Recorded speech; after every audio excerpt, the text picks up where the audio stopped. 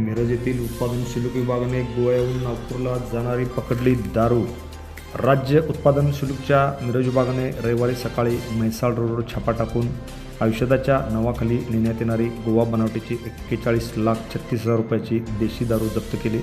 या प्रकरणी लबजीत गुरमेसिंह पिलभीत उत्तर प्रदेश याला अटक करण्यात आली असून यातील कंटेनरची जप्त करण्यात आली आहे।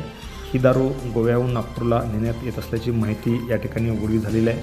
राज्य उत्पादन शुल्क अधीक्षक प्रदीप पोटे यांच्या मार्गदर्शनाखालील मिरज विभागाच्या पथकाला बेकायदा देशी दारूची वाहतूक सुरू असल्याची माहिती मिळाली। यावरून मिरज पंढरपूर राष्ट्रीय महामार्गावरील म्हैसाळ फाट्याजवळ मिरज येथे देशी दारूची अवैधरित्या वाहतूक करणारा 10 चाकी कंटेनर क्रमांक MH40CT 2814 आढळून आला। त्याची तपासणी केली असता त्यामध्ये देशी दारू मोठ्या प्रमाणात या ठिकाणी सापडलेले आहे। या गुन्ह्यामध्ये वाहनासह 71,36,000चा मुद्देमाल जप्त करण्यात आला। या प्रकरणी लबजीत गुरमेसिंह राहणार पिलीभीत उत्तर प्रदेश यास अटक करण्यात आली आहे।